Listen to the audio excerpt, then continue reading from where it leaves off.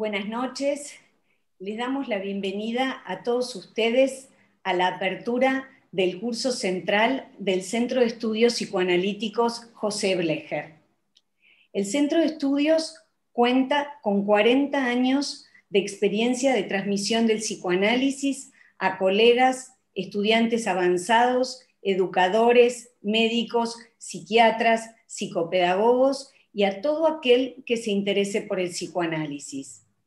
Nuestra propuesta se basa en que, más allá de lo que cada uno sabe por otras lecturas, les ofrecemos a todos ustedes la apertura a una modalidad diferente de aprendizaje que los acerque a la construcción de los conceptos teóricos y de la clínica.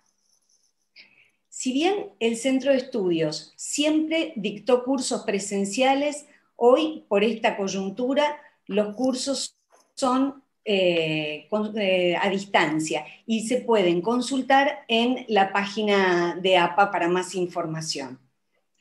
La nueva comisión del Centro de Estudios está compuesta por la doctora Mónica Amra, coordinadora, quien les habla, Rachel Golub, secretaria, la doctora Victoria Corín, asesora, y la comisión, cuyos integrantes son la doctora Noemí Cohen-Levis, el doctor Marcelo Saluski, la licenciada María Inés Mosquera, la licenciada Juliana Rivera Farfán, el licenciado Juan Buqueri, magíster Romina Alves y la licenciada Javiera Márquez Rosas.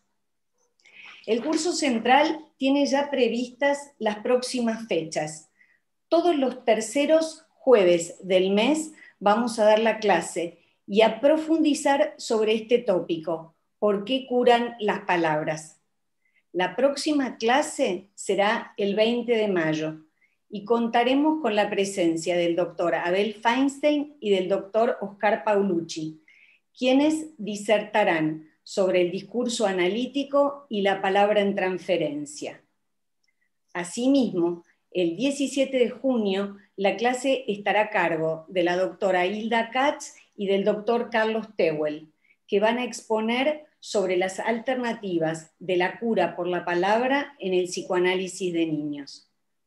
Vamos a escuchar ahora las palabras de la doctora Gabriela Goldstein, actual presidente de la Asociación Psicoanalítica Argentina, miembro titular en función didáctica, full member de FEPAL e IPA, doctora en psicología, autora del libro La experiencia estética, escritos sobre arte y psicoanálisis, y Art in Psychoanalysis, otro libro. Ha publicado varios trabajos en la revista de psicoanálisis de APA y en la revista Docta, y es además arquitecta y artista plástica. Gracias, Gabriela, te escuchamos ahora. Gracias, Mónica, Rachel, muchísimas gracias por invitarme a dar la bienvenida al momento en que se inaugura y se abre, es el inicio del Centro de Estudios Psicoanalíticos José Blecher. Estamos muy contentos de este lanzamiento yo lo voy a llamar el Blecher o el Centro de Estudios Psicoanalíticos, porque es un lugar de una gran expectativa para este momento, para nuestra gestión. Es el lugar, siempre fue, como dijo Rachel, el lugar en donde se dictan cursos, el lugar donde todos vienen a estudiar psicoanálisis, aún sin ser psicoanalistas o sin haber completado la formación. Es un lugar en el que el estudio del psicoanálisis se abre a la comunidad. El Centro Blecher es un lugar muy importante, el Centro de Estudios Psicoanalíticos José Blecher. Yo me lo imaginé, le decía a Mónica y a Rachel en esta gestión, como un lugar de una gran recepción para todos, como un gran abrazo que reciba a todos los que están empezando, por ejemplo, a estudiar sus carreras, puede ser psicología o medicina, pero también para los interesados en psicoanálisis, que quizás tienen otras carreras o tienen otras formaciones o interesen hacer algunos cursos. Hay muchos recuerdos y anécdotas de analistas conocidos de larga trayectoria que recuerdan haber escuchado en la universidad, recién al entrar o antes de entrar a la facultad, alguna presentación, un discurso de los pioneros o de algún otro psicoanalista interesante, conocido de APA. Y muy temprano, muy pronto, al iniciar su recorrido, iniciaban una serie de encuentros en grupos de estudio o cursos. Hoy ese lugar es el Centro de Estudios Psicoanalíticos José Blecher. Ese es el lugar que nos imaginamos y que les ofrecemos a todos ustedes como este gran espacio para recibir a todos, desde el primer momento en que se encuentren con el discurso o la palabra psicoanalítica, o con un texto, o con un interés. No importa si están empezando la facultad, o si quizás están en un posgrado y ya lo han terminado. El enriquecimiento de estos cursos es inconmensurable. Y por supuesto de este curso central. Bueno, el Blecher es ese lugar del gran abrazo y los esperamos a todos. También van a recorrer la APA, hoy virtualmente, en un futuro, espero, no muy lejano, en presencia. Es decir, van a empezar a entrar en una APA que está abierta al mundo, a la comunidad. Es una APA abierta para que todos puedan venir, conocerla, estudiar y también formarse en psicoanálisis, habiendo conocido todo lo que les propone el proyecto del Blecher. Me pone muy contenta que esté también Diego López de Gomara, que hizo una gestión magnífica en la gestión pasada. Es muy lindo trabajar todos en conjunto y me parece que son un gran equipo, el equipo que formó Mónica y el apoyo del recorrido que hizo Diego López de Gomara. Así que eso es una gran alegría.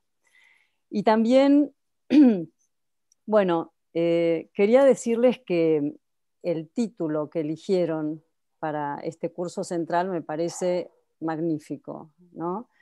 Yo pensaba, todos saben que el psicoanálisis de Freud se dice que fue un giro copernicano y también una herida narcisística para la humanidad, para el hombre. No una herida mala, pero simplemente el darse cuenta de que uno no es totalmente dueño de sus actos o de lo que su conciencia le dice. Hay otra cosa. Freud le dio lugar al inconsciente en la terapéutica. Y la clave que ponen ahora ustedes a trabajar es la idea de darle la palabra al inconsciente, que es lo que hizo Freud. Le dio la palabra al inconsciente, lo escuchó hablar.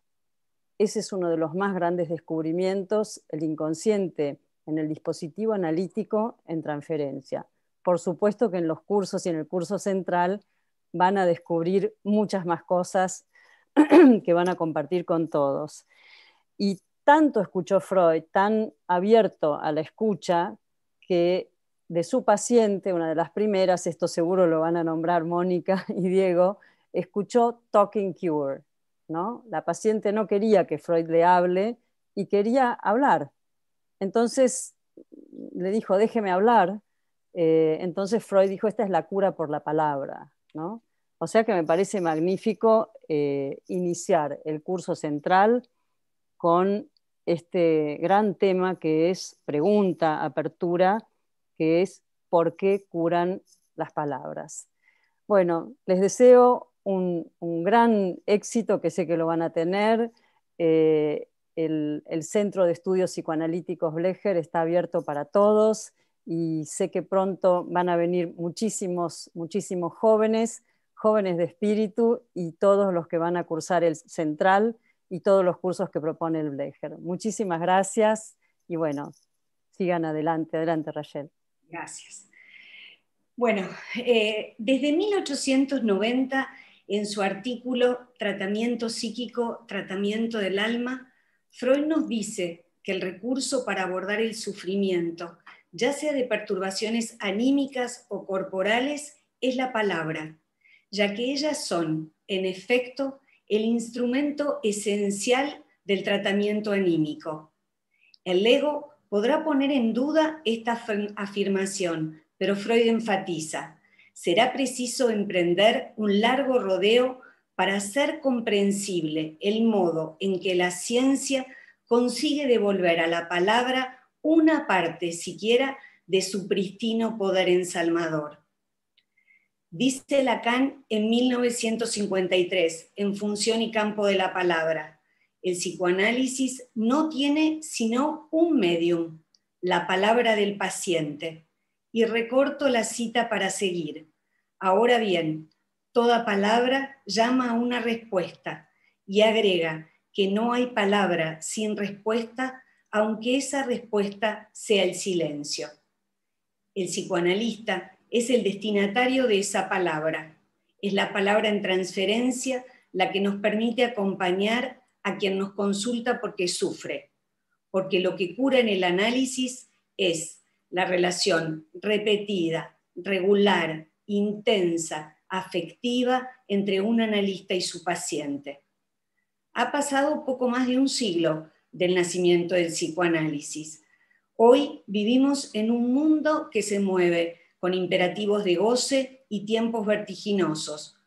Por tanto, los tratamientos psicoterapéuticos deben ser rápidos y eficaces, encorsetando así al sujeto a las demandas de la sociedad. Por eso, el psicoanálisis es ese discurso que sigue priorizando la ética de la subjetividad, y la cura por la palabra es la textura de esa experiencia compartida. Bueno, ahora vamos a darle la palabra al doctor Diego López de Gomara, médico psiquiatra, psicoanalista de APA, novelista y exdirector del Centro Brecher. Te escuchamos, Diego.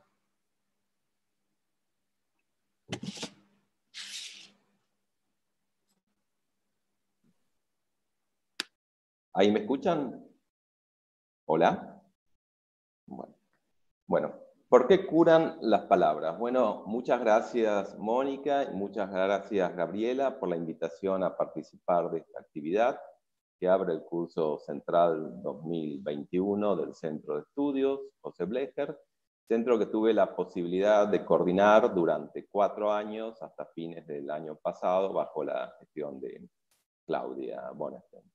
Les agradezco realmente mucho que me hayan invitado a este primer encuentro de apertura del curso central, y ahí nos encontramos ya de entrada con una de las funciones benévolas, curativas, simpáticas y edificantes de la palabra, que pasa un poco por el reconocimiento del otro. Todos a la larga buscamos un mínimo reconocimiento e inclusión en el lenguaje. El lenguaje es la morada del ser, se ha dicho. Y bueno, aquí hay del lado de ustedes una palabra muy simpática que invita a que el otro tome la palabra. Y esto es muy parecido a la función analítica, que es justamente, bueno, como dijo un poco Gabriela, una invitación a que el paciente hable. Muchas veces se ha criticado a los psicoanalistas clásicos, entre los que me incluiría, por ser un poco silenciosos.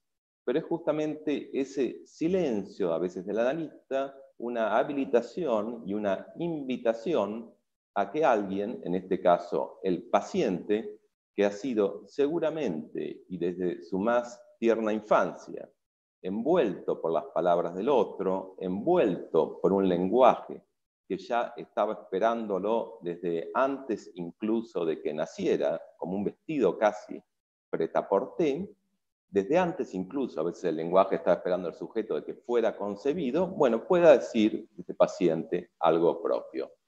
Y pueda decir algo que tenga que ver con su trauma, con su dolor, y principalmente, y esto sería quizás lo más importante, con su deseo, es decir, con su futuro. A los psicoanalistas nos interesa el pasado, nos interesan las palabras que alguien escuchó en el pasado y que lo tomaron y cautivaron y traumatizaron también, pero principalmente como algo a atravesar para ir al futuro. En cierto sentido, los psicoanalistas creo que estamos como en un anticuario, en una casa de antigüedades, buscando objetos nuevos. o pensando cómo combinar esos objetos viejos para producir una nueva forma. Es una práctica nuestra bastante de la paradoja en ese sentido. Ahora, con la pandemia y con el confinamiento, mucha gente descubrió con cierta angustia, creo yo, que tiene una vida psíquica. A muchos les pesa esto, al ser humano le suele pesar este descubrimiento, pero bueno, se está mucho mejor a la larga si se la tiene en cuenta y si no se la quiere evitar. Freud descubrió algo, un poco como decía Gabriela, descubrió que hay lo inconsciente, pero también mientras hablaba de los fenómenos inconscientes, reparó e hizo reparar en algo bastante más obvio y olvidado, y es que simplemente hay un mundo interno al que hay que cuidar, ocuparse tanto como del mundo externo, no descuidar el mundo interno. Y el lugar para expresar ese mundo interno privilegiado es el diván psicoanalítico. El diván, en estos momentos de pandemia donde hacemos trabajo, bueno, por estos medios virtuales, creo que está bien decir que no es simplemente un objeto físico, sino que el diván es hacer volar la palabra, darle viento a la palabra. En ese sentido, me gusta mucho a mí un juego de palabras que hizo Lacan en Vincent, donde él decía diván igual dir van, darle viento, vuelo a la palabra, no es un objeto físico que tenemos en el consultorio, el diván, sino es otra cosa.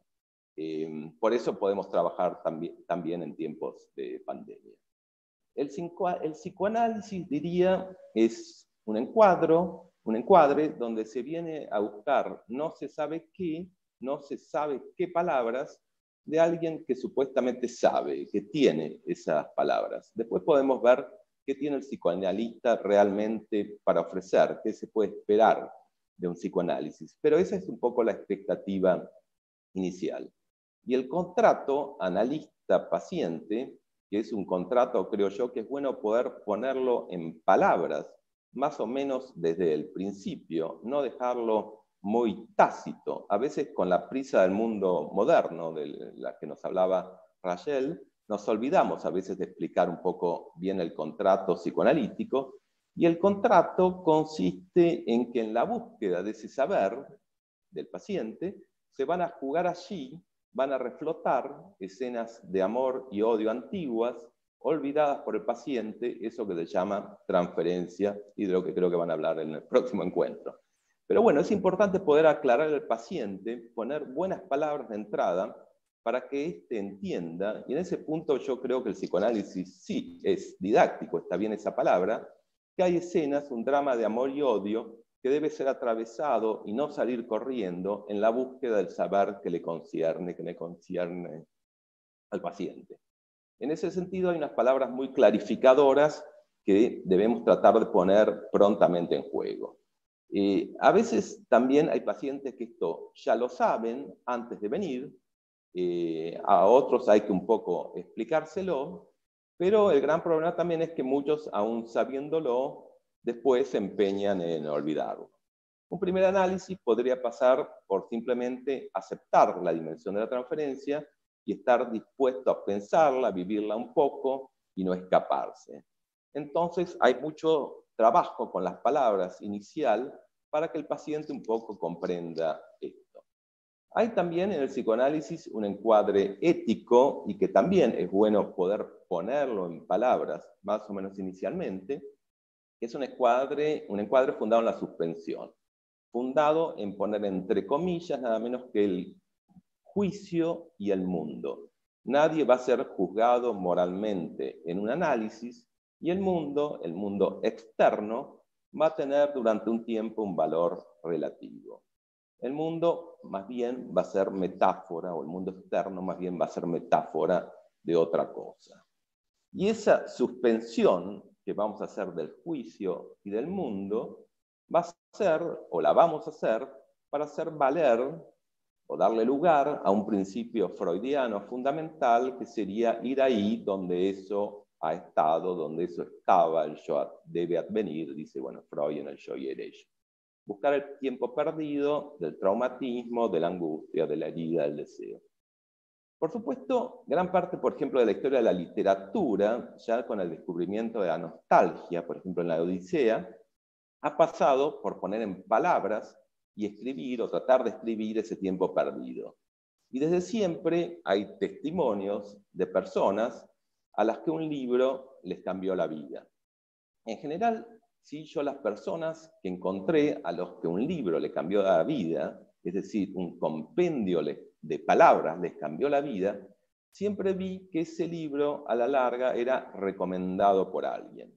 O sea que está la fuerza de la palabra y está atrás de la fuerza de la palabra la fuerza de una persona que trajo esa palabra. ¿Es la palabra o es la persona que la aportó lo que cura? Bueno, creo que en la introducción trajeron algo de esto. Si esas mismas palabras hubiesen sido proferidas por otra persona, ¿habrían curado? Igual, volviendo un poco atrás, diría que la palabra psicoanalítica es una palabra especial. No es cualquier palabra, más allá del título muy bien escogido de nuestra actividad de hoy, porque curan las palabras. Sabemos que algunas palabras curan, no todas, otras enferman. Tratamos de curar por la palabra lo que fue enfermado por la palabra. Yo diría que las palabras para un psicoanalista curan, un poco lo trajeron, si vienen en transferencia, si vienen desde un interlocutor válido, o de alguien que haga semblante de ese interlocutor válido. Eso por un lado. Si quedan desde la nada, no curan tanto, creo. O sea, tienen que venir las palabras de un otro significativo, más allá de si estamos en transferencia positiva o negativa con ese otro significativo. ¿Y qué pasa cuando no hay un otro significativo? Bueno, eso ya para aportar palabras. Bueno, eso ya habrá que construirlo. Es un tema ya inmenso. Y las palabras también curan si tienen una característica muy psicoanalítica, es decir, creo yo, si refieren a otra escena. Para el psicoanálisis, lo principal del lenguaje es que siempre se habla de otra cosa. Siempre hay una escena atrás de la escena en la que estamos inmersos que es más importante. Y esa otra escena, bueno, es más importante y nos habla de que no hay como literalidad para un psicoanalista. El psicoanálisis es una manera de pensar un lenguaje, una teoría del lenguaje, si quieren, que dice que las palabras mienten, no son tan sinceras y siempre se dice algo atrás de lo que aparentemente se dice. Por ejemplo, yo creo que la demanda inconsciente que un paciente le podría hacer a su analista sería, si la pudiéramos poner en palabras, el paciente le diría al analista: escúchame, más allá de lo que te digo, léeme entre líneas, ya que mi decir no alcanza para decirte todo lo que te quiero decir. Te voy a decir algo, le dice el paciente al analista, pero no te confundas, eso que te digo no es. Léeme más allá. Ese es el pedido que le haría un buen paciente a su analista. Y esto sería como la piedra basal de un psicoanálisis. Del lado contrario, creo que está bien decirlo en este curso, están los terapeutas cognitivo-conductuales, los coaches y toda esa farándula un poco de gente que suelen ir a temas puntuales y concretos. Personas que toman los temas concretos y las demandas concretas que los pacientes, el mundo o los medios les hacen. Y esto es como una gran resistencia al psicoanálisis, la literalidad, el contenido manifiesto.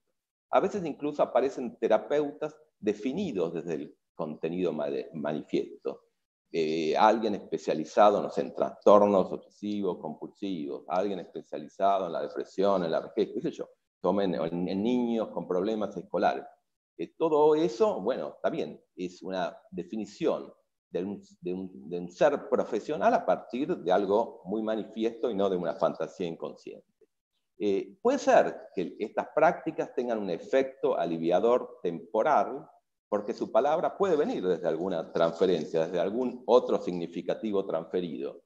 Pero para que la palabra psicoanalítica sea verdaderamente efectiva, para que cure, creo yo que tiene que aludir a otra escena.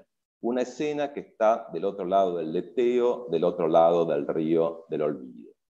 Aunque un paciente nos esté contando algo muy fuerte, muy pesado, con lo cual podemos vibrar empáticamente, piensen en el ejemplo que quieran, y en un punto está bien esa vibración empática con el otro, y tiene algo de curativo eso, no digo que no, pero para que la palabra psicoanalítica o para que la palabra termine de ser efectiva, además de la empatía, debe relacionarse siempre con otra cosa que está en otro lado, generar deriva lingüística.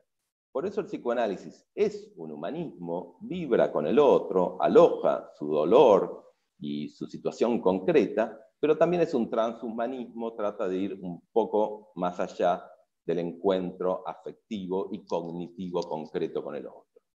Personalmente a mí no me gusta mucho el concepto de salud mental para el psicoanálisis, la verdad es que no me gusta nada, veo lo que se llama salud mental como una normopatía, me gusta ese término, es decir, que los enfermos de anormalidades pasen a ser enfermos de normalidades. Recordemos que Freud no trajo a Buda para hablar de cómo está construida la neurosis, sino trajo a Shakespeare, Dostoyevsky, Sófocles. Pero bueno, más allá de esto, si hubiese, creo yo, algo que podríamos llamar salud mental, no normalidad, pero salud mental, es la capacidad de sustituir. Pasar de una escena a otra escena, de una palabra a otra palabra, salir de la inercia de las fijaciones, pasar de la palabra única que se repite del disco rayado. Entonces, la palabra psicoanalítica es, primero, una palabra en transferencia, segundo, es una palabra que alude siempre a otra cosa, aún más allá, y finalmente está la palabra psicoanalítica como ética del bien decir. La ética del bien decir viene de la Salonier del siglo XVIII, que buscaban una exquisitez del lenguaje, bueno, en sus salones, y para el psicoanalista la ética del bien decir es un medio decir, es una palabra que sugiere, muestra, no totaliza, dice siempre un poco de costado. No pretende sellar la falta del otro, más bien mostrarla. Y es también una palabra que tiende a despejar las palabras ya instaladas y no tanto a quedarse. Son palabras psicoanalíticas que barren. Por eso muchas veces encontramos análisis muy exitosos de personas que no recuerdan mucho qué le decían sus terapeutas. Es que eran quizás palabras que buscaban despejar y no instalarse, eran como palabras escoba. Y nadie, bueno, quizás recuerda mucho una escoba, pero ¿qué haríamos si no tenemos una escoba o una aspiradora? Bueno, no es poca cosa. Por eso también la palabra poética, el chiste, los fallidos, el lenguaje de los sueños, son palabras también muy apropiadas para el psicoanálisis porque no tienen una capacidad totalizante, por eso nos gusta y nos atraen, y también nos critican por ello. Y para resumir entonces un poco todo esto, diría que el analista está ahí.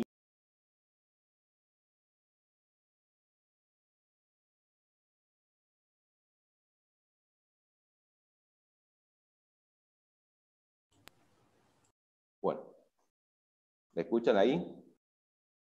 ¿Hola? Bueno, diría que el psicoanalista está ahí tratando de poner una palabra, primero, entre lo... ¿Me escuchan? Bueno, entre lo olvidado de una infancia y lo que se podría recordar de este tiempo casi mítico, que es el modelo del psicoanalista como arqueólogo o historiador. Está también el psicoanalista tratando de poner una palabra entre lo biológico y lo psíquico. Todo el tiempo estamos ante esta dimensión. No hay que buscar ejemplos muy complicados. Por ejemplo, el otro día un paciente me dice que está con un fuertísimo dolor de espalda a partir de que levantó a su hijo pequeño.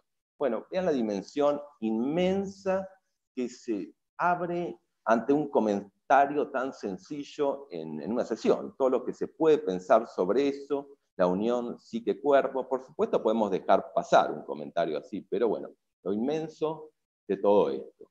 También el psicoanalista está tratando de poner una palabra entre lo que se puede llamar fantasía y lo que se puede llamar realidad.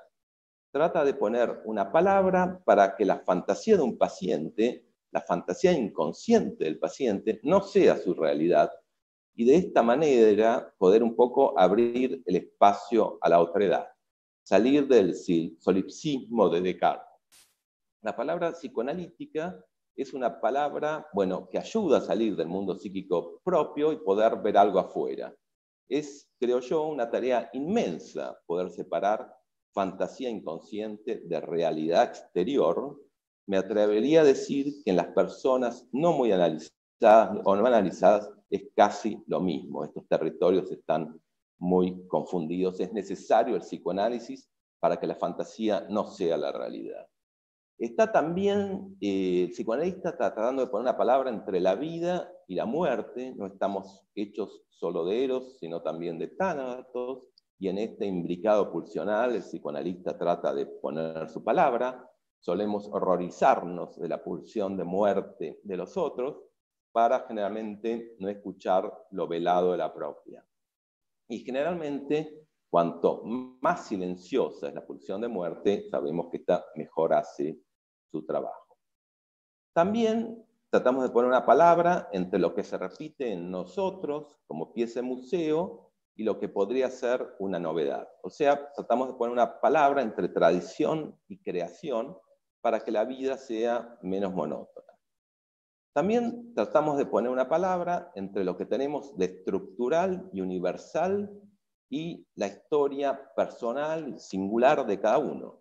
Por ejemplo, el complejo de Edipo es estructural y universal del neurótico, pero esa universalidad cada uno la vive a su manera, de manera individual, hace su propia historia. Entonces estamos tratando de poner una palabra entre historia y estructura. Tratamos también de poner una palabra entre los estados depresivos del ser humano y sus estados proyectivos y un poco paranoides, ¿no? Tratamos de poner una palabra entre esa oscilación un poco eterna de la cual nadie casi escapa, oscilación kleiniana, y también, para finalizar, creo que estamos tratando, esto es inmenso, tratando de poner una palabra entre, por un lado, la miseria neurótica, los miedos, las angustias, los síntomas, las inhibiciones, las limitaciones y el sentimiento de desamparo con el que nacimos, la Hilflosigkeit, entre todo eso por un lado, y por otro lado, un deseo humano neurótico de absoluto. O sea, tratamos de poner una palabra entre el sentimiento de insignificancia del humano y su pretensión de absoluto. Bueno, creo que vos, Rachel, trajiste esto, una pretensión superyoica de goce absoluto, de completud. O sea que la palabra psicoanalítica es una palabra de frontera, es una palabra que circula en los bordes, entre territorios muy disímiles, es una palabra que trata de hacer litoral, y pone mojones también para que ningún territorio arrase demasiado al otro. Tiene algo de la diplomacia, una diplomacia intrapsíquica. Y para terminar, diría entonces que a medida que transcurre la profesión analítica, creo yo que lo difícil no es tanto hacer consciente lo inconsciente o levantar represiones, sino más bien que un poco lo difícil es poder anudar, unir elementos muy diversos, que es un poco también el desafío de la vida. Encontrar para nosotros una palabra que nos represente, que condense lo distinto, y generalmente, bueno, esa palabra tiene algo de un neologismo, no está mal el neologismo para el psicoanálisis, y de un buen collage. Bueno, dejo por ahora aquí. Muchas gracias. Muchas gracias, Diego, por tus excelentes palabras. Seguro después vamos a retomar cuando surjan los comentarios y las preguntas. Vamos a escuchar ahora a la doctora Mónica Anra, doctora en psicología, magíster en psicoanálisis, full member FEPALE-IPA, profesora del Instituto de Psicoanálisis Ángel Garma, profesora de la Maestría de Psicología USAL-APA y profesora de la carrera de grado de Psicología de la UP. Escuchamos, Moni. Bueno, en primer lugar, agradecerles a Gabriela Goldstein y a Diego López de Gomara por su acompañamiento en este momento y por darle continuidad con su presencia y con el nivel de su exposición a lo que nosotros apreciamos tanto, que es el Centro Psicoanalítico José Blecher. Así que desde este momento vamos a iniciar entonces el año y les vamos a contar por qué elegimos como tema del curso central por qué curan las palabras. Ante todo, porque la cura por la palabra es el tipo de terapia que se espera de un psicoanalista, circunstancia que define la singularidad de nuestra práctica. Todos contamos con la misma experiencia. La persona que consulta nos cuenta de su sufrimiento, nos dice, la cosa no funciona, decime qué hago. Y nosotros le ofrecemos nuestra escucha. Otra nos dice, ¿cómo hago para no sentirme así? Se queja, no me siento capacitada, implora, decime qué hago. Ya sé lo que me vas a decir, hablando. ¿Cuánta virtud entonces concedida a la relación más simple de un hombre que habla y un hombre que escucha? Así comenta Blanchot. Cuando Freud introduce el psicoanálisis en las famosas conferencias de 1917, nos habla de lo inconsciente, el concepto psicoanalítico por excelencia, y lo hace mostrando los accidentes del discurso, poniendo el acento más en la palabra que en la represión y la sexualidad, teniendo en cuenta la estrecha relación entre lo uno y lo otro. Y nos dice, el deseo inconsciente y la represión se encuentran en el origen de los traspiés del lenguaje. Lapsus, olvidos, actos fallidos. Estos fenómenos del lenguaje son cortocircuitos del discurso por donde se filtra el deseo inconsciente. De manera que con la palabra muchas veces decimos aquello que supuestamente no queremos decir, condición que abre a la eficacia de la palabra, constituyéndose esta en la herramienta privilegiada de la práctica analítica. No hay que olvidar que la capacidad que tiene la palabra de zafarse de su significado habitual, como decía, me gusta como le decía Mazzotta, hay que recordar ese hetero que habita en toda palabra. La palabra es polisémica, puede remitir a más de una significación y Freud ve en este desliz de la palabra el mecanismo que opera en toda formación del inconsciente. Por ejemplo, este es un caso muy clásico y conocido, pero nos sirve para ejemplificarlo, ¿no? En Isabel de R, su síntoma, la parálisis en la pierna, es un símbolo de su impotencia y de su sensación de no lograr avanzar un paso más. Su síntoma era una expresión simbólica de sus pensamientos dolorosos.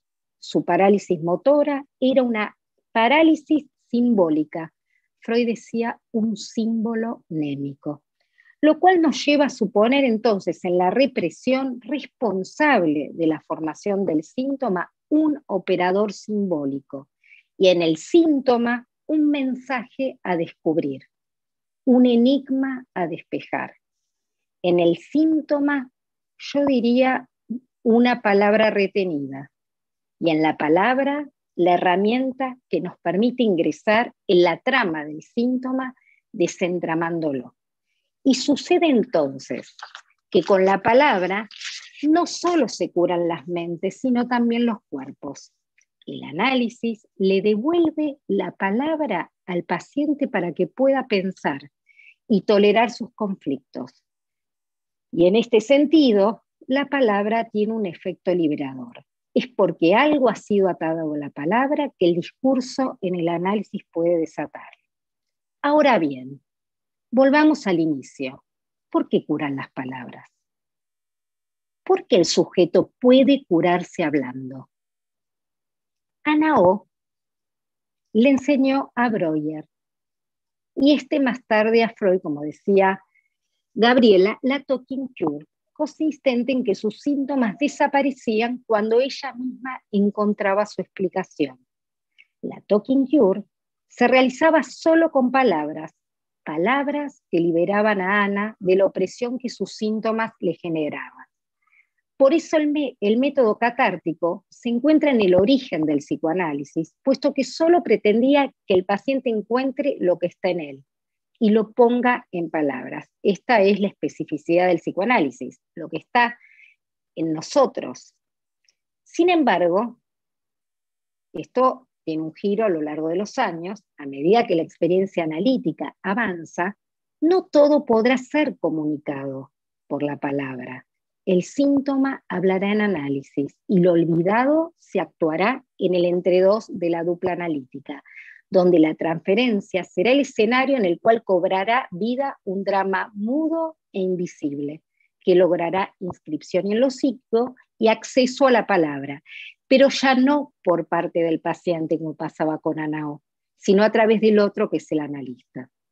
Ya en la primera conferencia de la serie mencionada, Freud nos advierte que en el tratamiento analítico no ocurre otra cosa que un intercambio de palabras entre el analizado y el analista. ¿Pero de qué tipo de intercambio hablamos? ¿Qué es este intercambio de palabras? En efecto, entre analista y analizando se establece un campo dinámico y asociativo. Como dice Vitloché, de asociatividad compartida, y la escucha analítica y la consiguiente interpretación, sostenidas ambas en la contratransferencia, son efectos de ese trabajo verbal y asociativo que se genera entre el analista y el analizando, inmersos en un campo de fuerzas sostenidos por el empuje pulsional. Ahora bien, yo me pregunto, ¿cómo se constituye en el análisis ese campo verbal y asociativo? A partir de la asociación libre y de la atención flotante.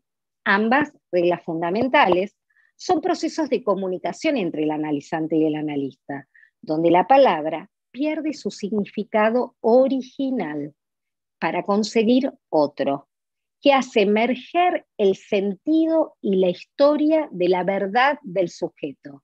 Cito a Pontalis. En estas coordenadas, la atención libre y la asociación libre y la atención flotante radica la singularidad del diálogo analítico, la originalidad de ese intercambio. ¿Y en qué se caracteriza la especificidad de la escucha analítica? En que el analista ofrece su inconsciente como caja de resonancia, como instrumento de su práctica, y por el efecto de las asociaciones del paciente sobre el inconsciente del analista, surgirá su decir que arrojará un sentido a ser trabajado por la dupla analítica. Así, el encuentro con lo propio a través del otro, en el marco transfero-contratransferencial, provoca tal conmoción que inicia un movimiento de transformación subjetiva.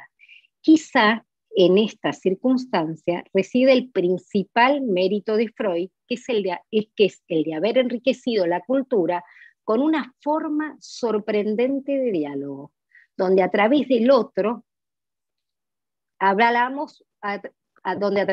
cuando hablamos, podría vislumbrarse algo que nos ilumina a nosotros mismos. Aquel que habla, dice Blanchot, y acepta hablar cerca de otro, poco a poco encuentra los caminos que harán de su habla la respuesta a su habla. Así lo enunciaba Blanchot en su artículo titulado El habla analítica.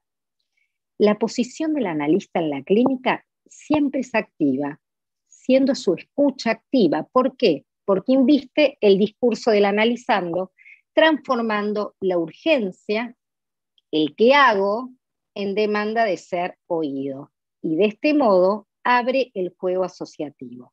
Así, el analista, de ser objeto de la demanda, pasa a ser causa del movimiento que anima la palabra del analizante. Su cometido, basado en el trabajo transfero-contratransferencial, reside en la búsqueda, escúchenme bien, de esos puntos de fractura por los cuales se escabulle, irrumpe algo de lo inconsciente, para encontrar, mediante la palabra, la posibilidad de que ese elemento pulsional haga lazo con una nueva experiencia vivencial que le permita al analizando develar algo del significado de su decir. El dispositivo singular de un análisis, sea virtual o presencial, en donde alguien habla incesantemente y el otro escucha con atención flotante, bloquea la motricidad, condición que facilita el desplazamiento de la energía pulsional hacia la palabra. Esta fuerza pulsional podemos captarla con las orejas, con la escucha, a través de representaciones de palabras, o en la concepción lacaniana a través de significantes. Desde los inicios de la vida psíquica, o sea, ¿por qué sucede eso? Ya lo dijo Diego también, porque desde los inicios de la vida psíquica la pulsión es capturada por el lenguaje. La pulsión desde el inicio entonces será verbo. Quiere comer, ¿no? Comer, queremos correr, todas son expulsiones y son verbos. Y en su recorrido, la pulsión dibujará su propia gramática. La voz pasiva sucederá a la voz activa, pasando por la voz reflexiva. Estas construcciones verbales organizan la fantasía inconsciente integrada por tres elementos: sujeto, el verbo y el predicado. Ahora bien, en función de lo expuesto, ¿cómo podemos definir el análisis? ¿Cómo podemos definir a la terapia analítica? Al respecto, miren qué lindo lo que dice Pontalis. Pontalis introduce la noción de travesía para describir el análisis. Él dice, el análisis se trata de una travesía sin saber cuál es la carga que se transporta y hacia dónde lleva. Refiriéndose a la asociación libre, dice, es necesario soltar amarras y liberar a las palabras de las funciones que habitualmente le atribuimos: expresar, informar y comunicar, que vayan a su manera, a la deriva durante la travesía. Las palabras del paciente, decía Pontalis, no son un texto a descifrar, sino un mundo a descubrir.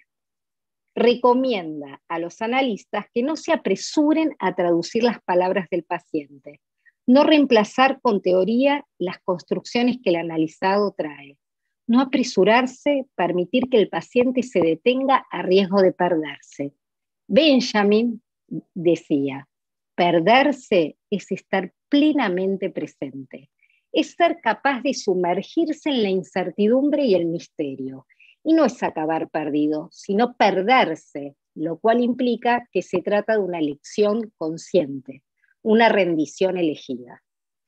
Permítanme ahora introducir a Julia Kristeva, que nos habla del discurso analítico para luego especificar yo la singularidad de la palabra analítica.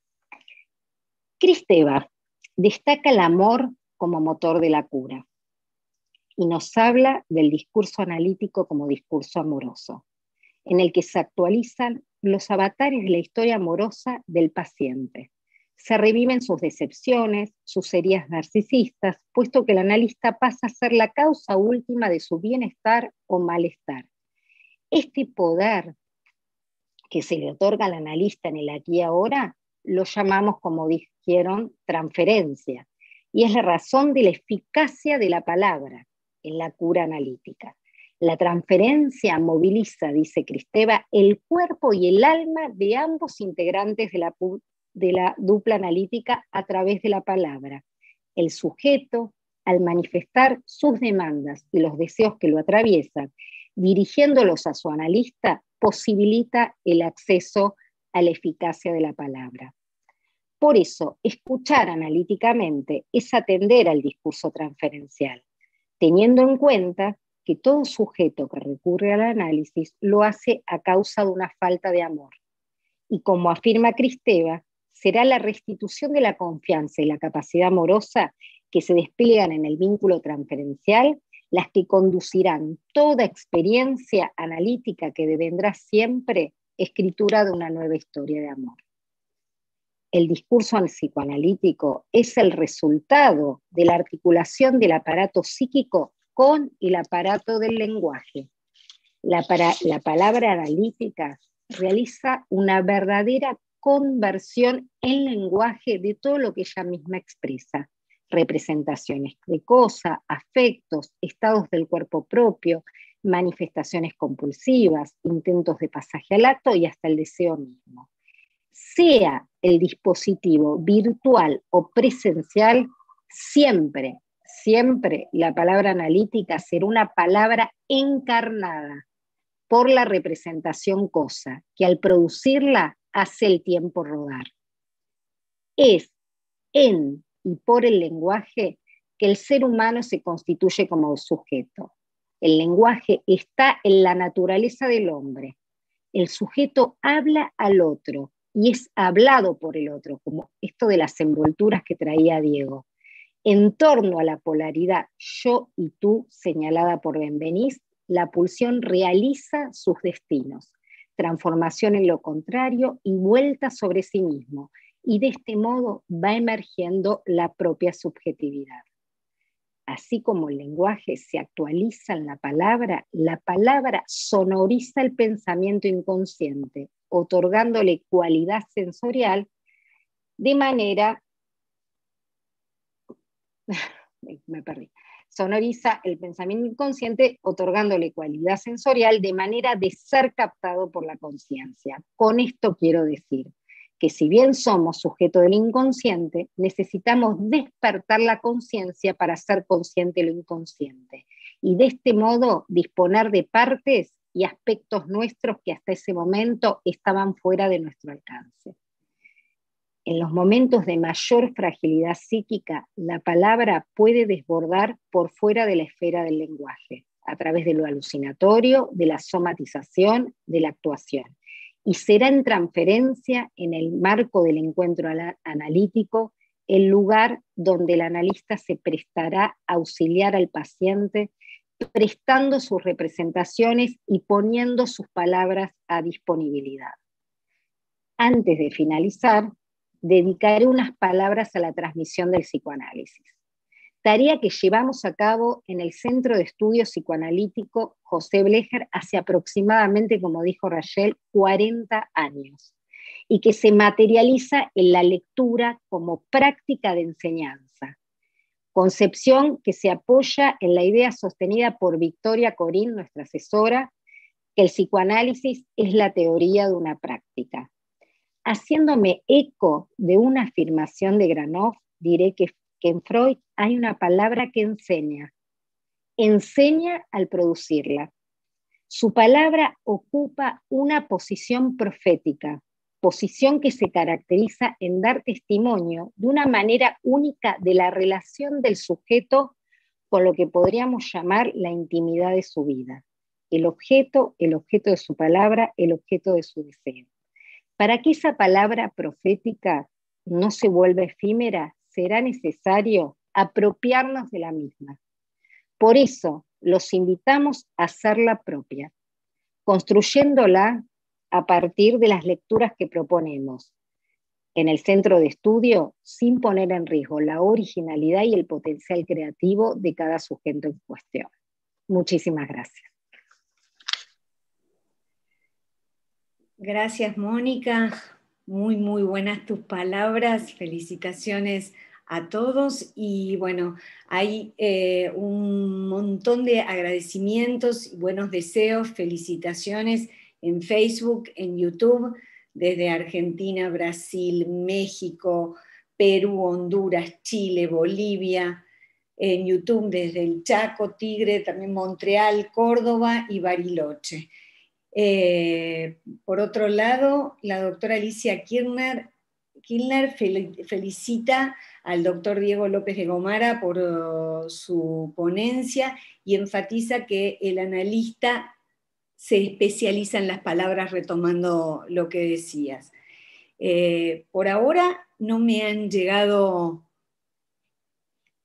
preguntas,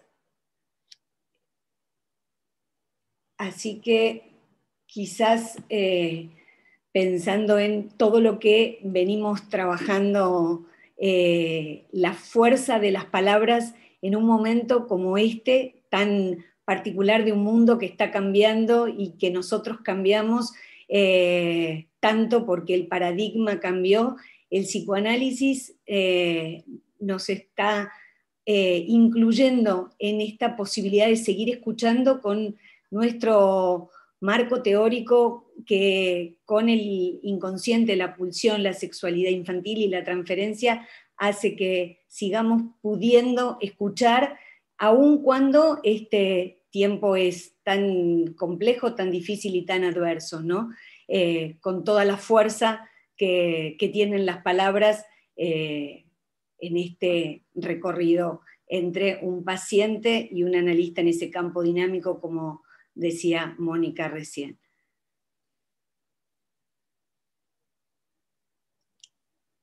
Si tienen ganas de hacer algunos comentarios, Diego, Mónica, Gabriela.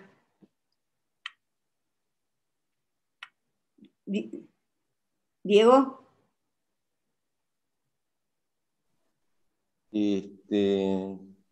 No, en el caso de Mónica, en un momento trajo el comentario de un paciente, comentario habitual, una pregunta de un paciente que le preguntaba, decime qué hago. Nosotros sabemos que Kant traía en sus tres preguntas.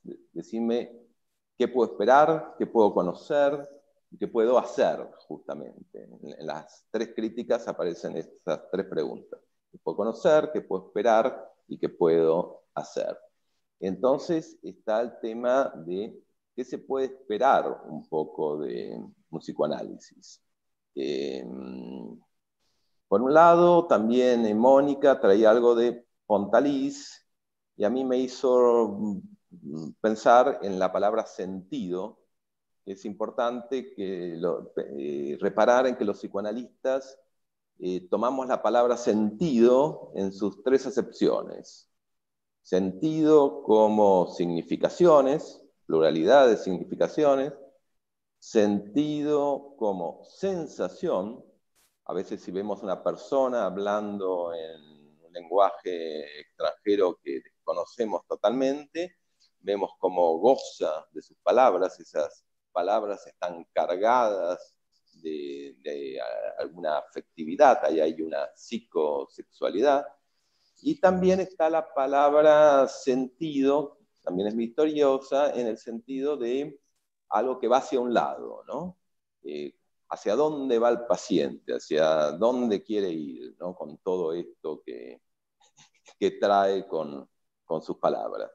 Después algo que me parece también importante tiene que ver con polémicas que escuchaba el otro día. ¿Qué hacemos y con esto que decime qué hago, la pregunta a tu paciente, que hay un aforismo de Bion, que es que vamos a cada encuentro con los pacientes sin teoría, sin deseo, sin memoria, buscando el acontecimiento. Eso creo que está muy, muy bien, pero también, y me parece que en este curso es bueno recalcar que los psicoanalistas amamos la episteme y hemos construido un saber. No es que no lo tenemos, tanto como quizás un físico. Miren ustedes, un físico no sabe finalmente qué hay en la singularidad del agujero negro o en los confines del universo, o qué hay dentro de las subpartículas de las subpartículas. Siempre hay algo que está perdido. Y los psicoanalistas también sabemos un montón de cosas y hay algo también que está perdido. pero en relación a qué se puede esperar de un análisis, qué se puede hacer, creo que lo que se puede un poco hacer es tomar conciencia de qué hemos hecho con nuestro incurable, ¿sí? Más que curar, qué hemos hecho con nuestro incurable. El inconsciente o lo inconsciente ha sido nuestra temprana infancia, casi mítica, una forma de hacer con palabras y con fantasías inconscientes con lo incurable, con un núcleo de trauma y deseo. Y bueno, el psicoanálisis es una posibilidad quizás de hacer otras cosas con eso, de poner en cuestión lo que hicimos en el pasado con nuestro incurable, cómo nos manejamos o cómo nos podemos manejar en el presente de una manera distinta con lo incurable. Y hay un montón de cosas que sabemos también los psicoanalistas sobre las fantasías inconscientes, fantasías fóbicas que buscan evitar, fantasías histéricas que buscan fugarse, fantasías fóbicas que buscan completar. Son todas maneras de hacer con lo incurable. Es un compendio de palabras que el mismo inconsciente ya ha aportado para hacer con lo incurable, y que bueno, en un psicoanálisis trata un poco de poner eso en cuestión, ¿no? Bueno, no sé, por ahora aquí.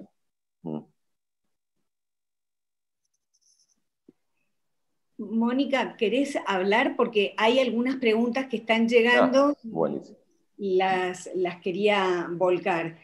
Cecilia Moya pregunta para Mónica: me gustaría que te explayes en esta idea de que el analista ofrece su inconsciente como caja de resonancia. Y a Diego le pregunta que le gustaría profundizar en el concepto acerca de la palabra psicoanalítica que circula en los bordes y que es una palabra que nos representa. ¿En qué sentido nos representa? Tengo algunas más. Gabriela Rullón pregunta para Mónica: buenas noches. Bueno, ¿cómo pensar lo planteado a la luz de las problemáticas borders o maníaco-depresivas?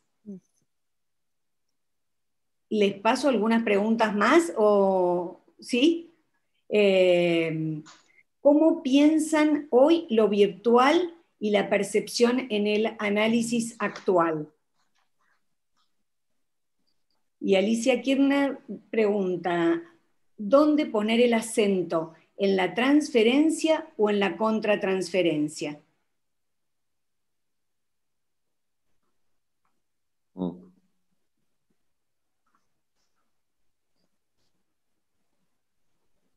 Mónica. Sí.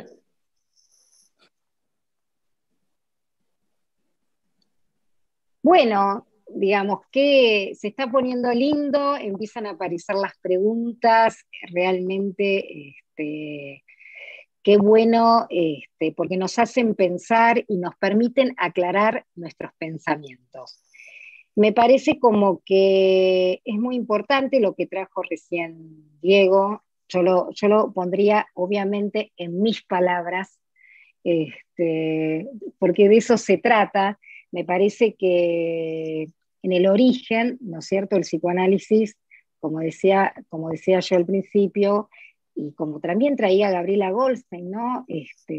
Nos poníamos atención en los traspiés de las palabras, ¿no? Para más adelante, como yo decía en la exposición, a veces no hay palabras, ¿no es cierto? A veces es necesario que esas palabras las pueda poner el analista. A veces, bueno, hay, como dice Diego, un privilegio para mí, en función de lo que él dice, más de lo pulsional que de lo inconsciente muchas veces, o está más presente ese drama mudo invisible que da lugar a lo traumático. Entonces, o sea, en donde uno lo que ve es lo traumático y nosotros poniendo nuestras palabras podemos ayudar que ese drama mudo e invisible logre su visibilidad. Digamos, creo que es el trabajo que justamente nos están preguntando respecto a la clínica del más allá del principio del placer, sobre todo la patología del acto.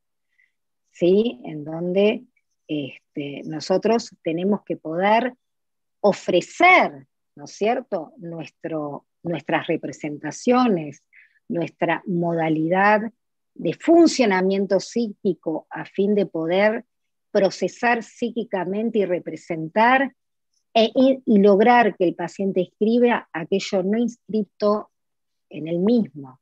Por eso a mí me parece que la pregunta de Alicia Kilner es muy importante. Yo no sé si es más importante la transferencia que la contratransferencia, pero yo entiendo que desde este lugar es imposible trabajar sin la contratransferencia, entendiendo qué es la contratransferencia para mí, que es el efecto de el decir o el hacer el otro sobre el analista. Y acá está lo importante, que en el trabajo analítico es la posibilidad de poder poner en palabras, ¿no es cierto?, eso que el paciente genera en nosotros.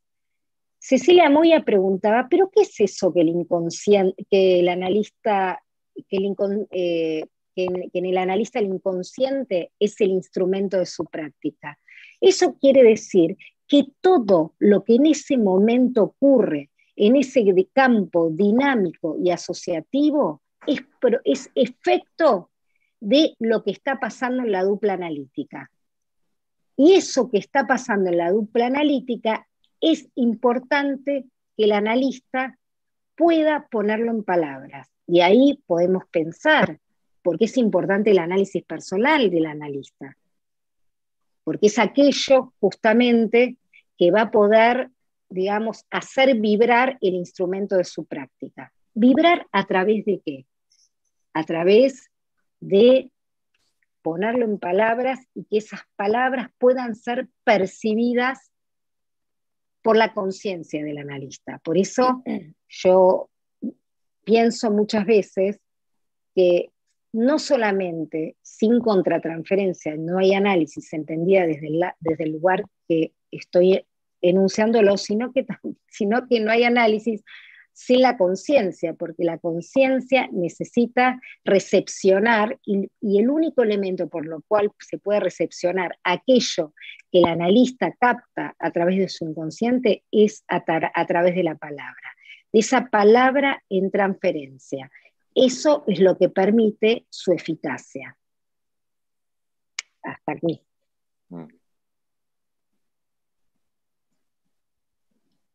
¿Me das la palabra a mí o? Bueno. Gabriela, ¿querés hablar? Gabriela.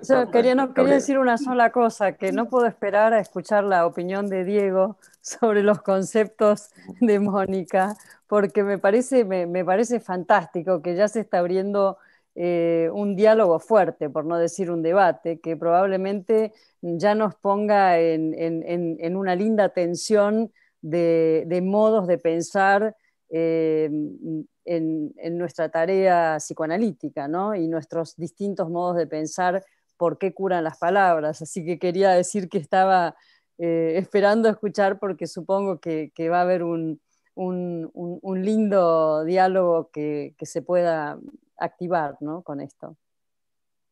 En relación a lo de Cecilia y un poco lo que entiendo, ella me pregunta algo sobre cuál es la palabra que nos representa.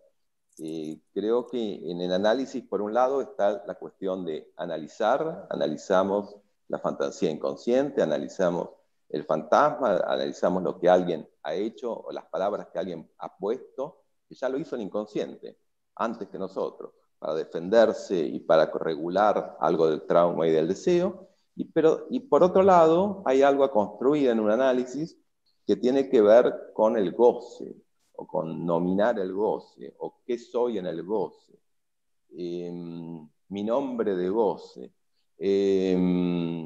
algo que vemos en este momento todos los días, incluso por los medios, son problemáticas que han invadido lo social. A mí me parece como psicoanalista que es un juego esto. En realidad no hay lenguaje inclusivo, porque no hay una palabra que nos represente. que lamentablemente no hay. No, siempre, si algo que muestra el psicoanalista es que hay una palabra que falta, que se escabulle, y que el hecho de hablar justamente produce o crea espacios de ausencia. Entonces, la ausencia aparece porque hablamos.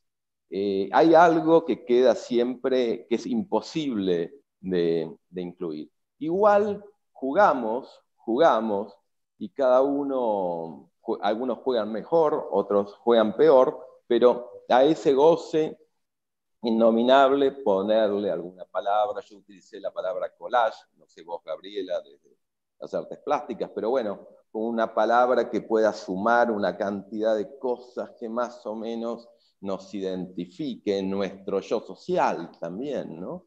Porque, bueno, todos tenemos un yo social y una otra cosa atrás, pero bueno, para circular necesitamos tener un yo social, y queremos que nuestro yo social, nuestra palabra, algo identifique o se relacione con eso que está un poco atrás. Es muy complicado. Pero bastante logramos. Y en relación al tema de Alicia Kilner, a la cuestión de la transferencia, contratransferencia, a mí me parece que lo importante sí es que haya transferencia, que haya un otro significativo que nos transfieren, y a partir de ahí podemos empezar a hacer juegos de palabras. Lo que encontramos, y creo que también es una de las preguntas, era que hay patologías en las que no hay ese otro significativo. Entonces, antes de empezar a curar con las palabras, tenemos que construir algo, ¿no? A partir de la cual la vamos a poder, ¿no? Vamos a poder hacer llegar nuestras palabras, ¿no? Es como construir un otro significativo. Bueno, ahí es un universo inmenso, quizás para otro encuentro, pero sí, de una enorme importancia. Bueno, ahí también está la palabra que no transmite significado, sino, no sé, un paciente que nos llama desesperado y que le hablamos 2 horas a las 3 de la mañana, y bueno, ahí vamos construyendo un otro significativo con alguien, no sé, que no, parece que no lo tiene, para después, más adelante. Pero bueno, ahí hay que poner el cuerpo, hay que poner otras cosas, ¿sí? Más allá de la palabra. El cuerpo como una fuerza, ¿no? Pero bueno, ese es todo un tema también inmenso. Pero creo que lo trajimos bastante bien, y todos. Vos, Gabriela, Rayel, Mónica, ¿no? La importancia de la palabra, pero también de quién la hace llegar, ¿no? Y también esto que pasa quizás un poco en nuestra sociedad, que no hay otros significativos desde el cual hacer llegar a las palabras. También lo vemos en las redes sociales, donde alguien puede poner una frase magnífica, no sé, de Hegel, pero es la plataforma desde donde se dice esa palabra, ¿no? Pierde todo peso, ¿no? Eso lo vemos todo el tiempo, ¿no? Y ahora, bueno, también con el tema de la educación, ¿no? De los chicos que no van al colegio, no van al colegio. Bueno, la importancia de la presencia del maestro para que las palabras realmente repercutan. Nosotros nos arreglamos con lo virtual, pero bueno, hay quienes todavía necesitan, ¿no? Que las palabras se las hagan llegar in presentia, ¿no? Bueno, hay mucho más. Bueno, eso fue acá. Gracias por las preguntas, Alicia y Cecilia.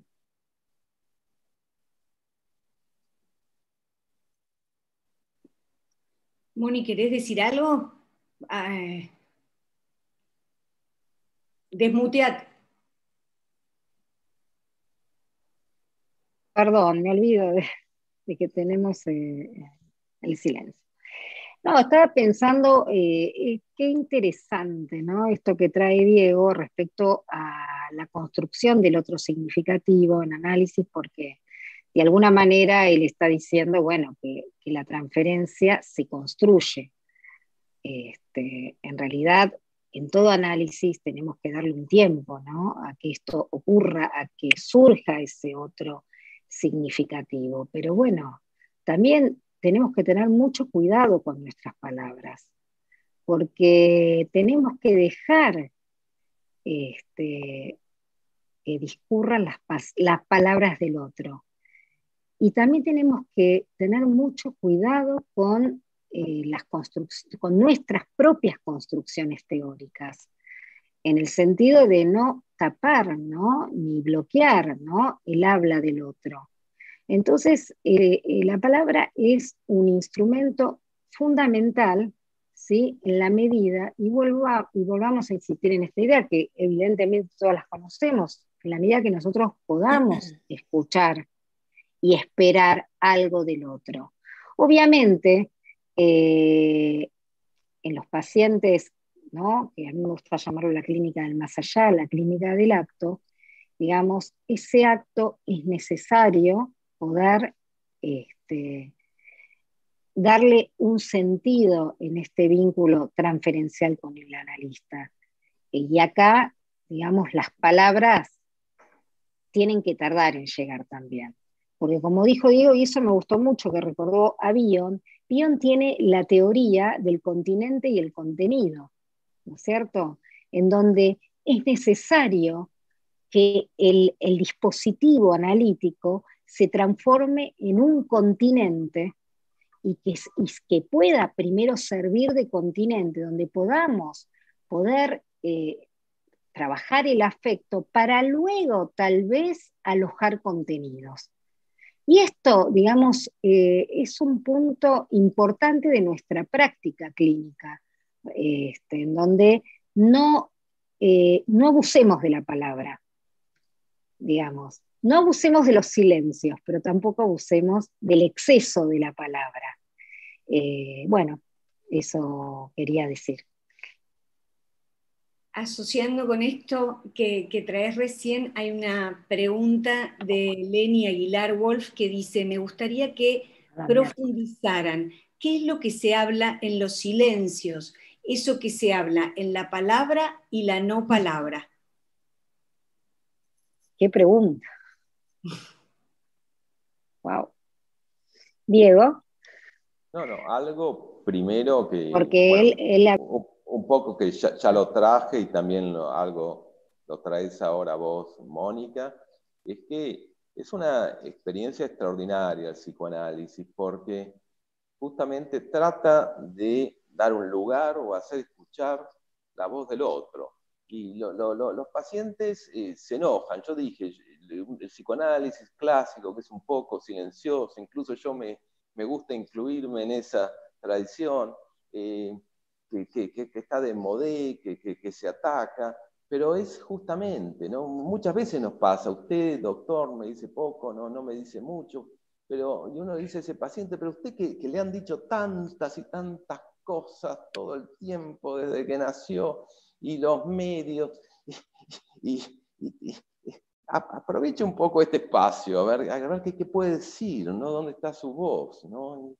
Es extraordinario el espacio que los psicoanalistas en este momento ofrecemos a un mundo que está muy contaminado también, no solo del coronavirus, sino de palabras que circulan y vuelan. Dar un poco de, bueno, también como decías vos, Mónica, de tiempo, ¿no? Está bien el silencio y cuesta también a un paciente empezar a decir algo que le concierne realmente. Sí, bueno, hay que bancarlo eso. Quizás todo está hecho para que lo nuestro no funcione. De todos lados nos atacan, pero bueno, un poco tenemos que resistir. ¿Sí? Es un silencio habilitante, muy extraordinario. ¿No? Recuerdo, por ejemplo, un paciente, cuando empecé mi profesión médica, el paciente no hablaba, ¿no? Decía, mi primer paciente, no decía absolutamente nada en el diván durante mucho tiempo.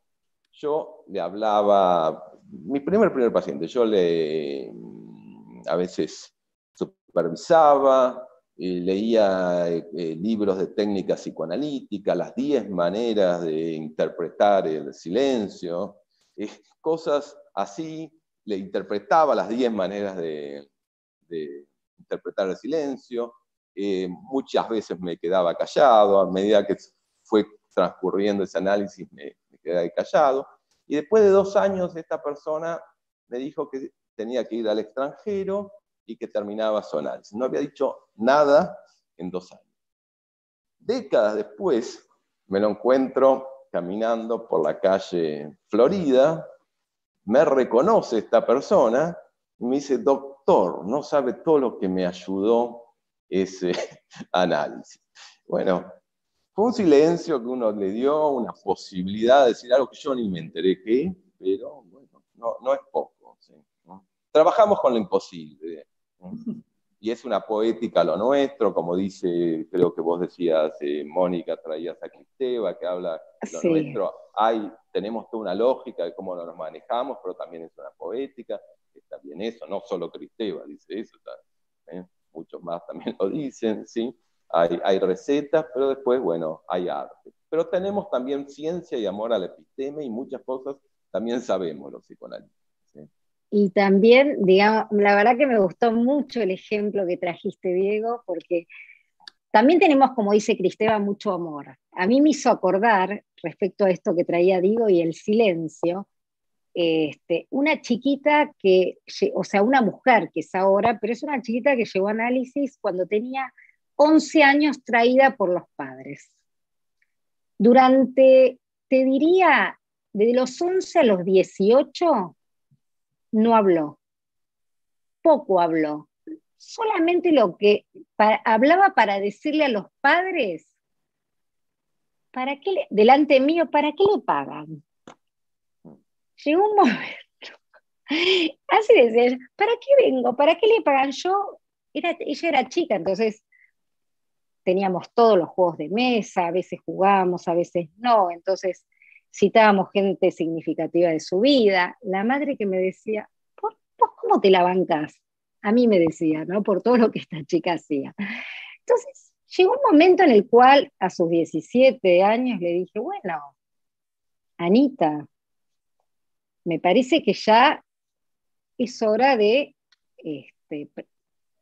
volar. O sea, ya estuvimos mucho tiempo juntas, ya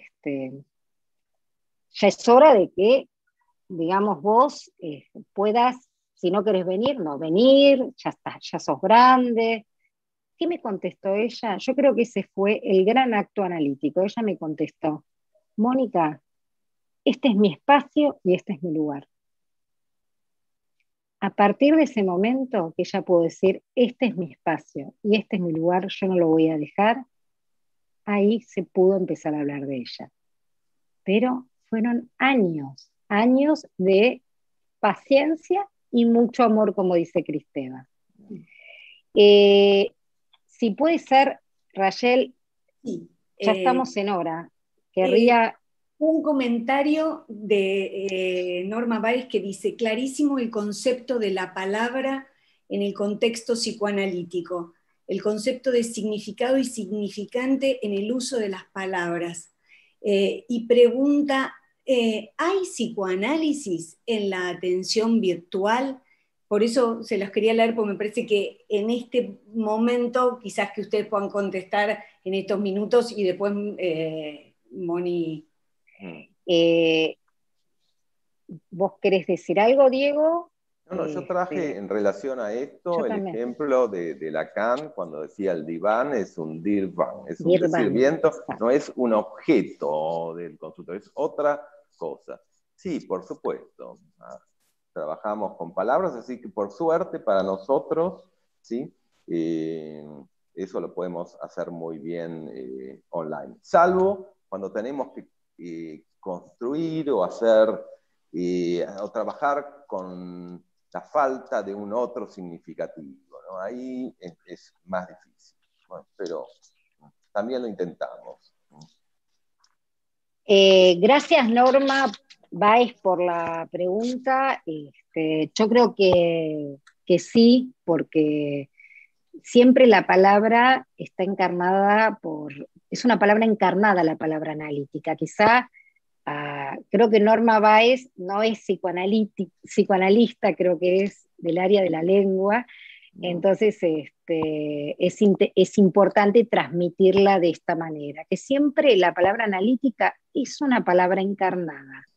Y además, el espacio analítico es algo que se internaliza y se construye. Por eso yo creo que que el hecho de que sea virtual no impide que haya psicoanálisis. Eso quiero decir. Y también quiero decir otra cosa, que sea psicoanálisis o no, depende también de que hoy en día uno haya internalizado la realidad virtual como una nueva realidad. Antes de terminar, si me permiten, yo quiero en este momento poder contarles a todos, ya que este es un centro de estudio psicoanalítico, que tenemos muchos cursos que se están dictando en este momento. Quería leerles algunos, ¿no? Sentimientos, afectos y pasiones bajo la mirada del psicoanálisis, debates culturales, vanguardia y psicoanálisis. Por ejemplo, por lo que preguntaba Norma Báez, analizando por WhatsApp, Skype, Messenger, otro curso, la angustia en la psicopatología psicoanalítica en general. Otro curso es lectura de algunas conferencias de introducción del psicoanálisis.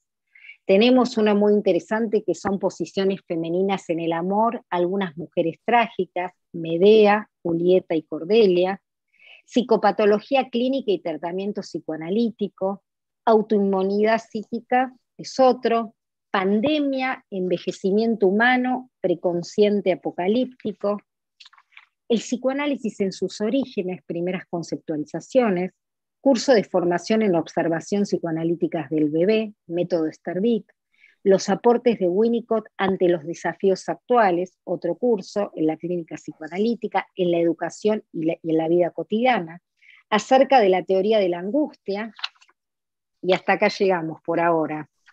La doctora Gabriela Goldstein quiere decir algo, Moni. Sí, bueno, quería yo contarles los cursos que tenemos y que esperamos que ustedes vengan a ellos, que vengan a estudiar con nosotros. Ya pronto, en otra reunión, ya no nos queda tiempo, les comentaremos quiénes son los profesores, quiénes integran nuestro centro de estudio. Muchísimas gracias. Yo quería decir que estoy muy, muy agradecida y muy impresionada por las presentaciones de Diego y de Mónica y las preguntas que se abrieron.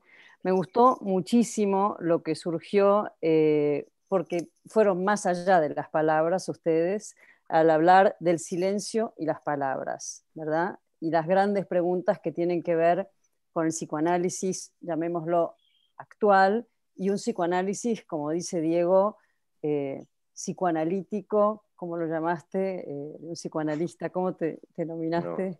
No, clásico. Clásico, sí, clásico. Claro, yo pienso que el psicoanálisis, como vos lo llamás clásico, es lo que también dijiste, que se resumiría en esta frase que me fascinó, que es: el psicoanálisis es extraordinario. Y todo lo que ustedes dijeron resume esta idea, porque obviamente sale de lo ordinario y encuentra eso que está más allá del decir de lo que uno entiende en un sentido ordinario, pero además es un fenómeno extraordinario. Y eso es algo apasionante, ustedes lo transmitieron de una manera magnífica y aparece como una pregunta que seguramente va a seguir adelante ustedes la empezaron a desplegar, que es el lugar del otro, evidentemente en relación a la palabra y a por qué curan las palabras. Así que estoy muy agradecida y les dejo los mejores augurios para todos los cursos y el curso central. Felicitaciones. Bueno, muchas gracias, muchas gracias. Muchas gracias, buenas noches y un placer haber compartido con ustedes esta primer clase. Los esperamos a todos el 20 de mayo entonces. Bueno, gracias por la invitación y la escucha. Bueno. Gracias. Buenas noches a todos, gracias. Buenas noches. Buenas noches.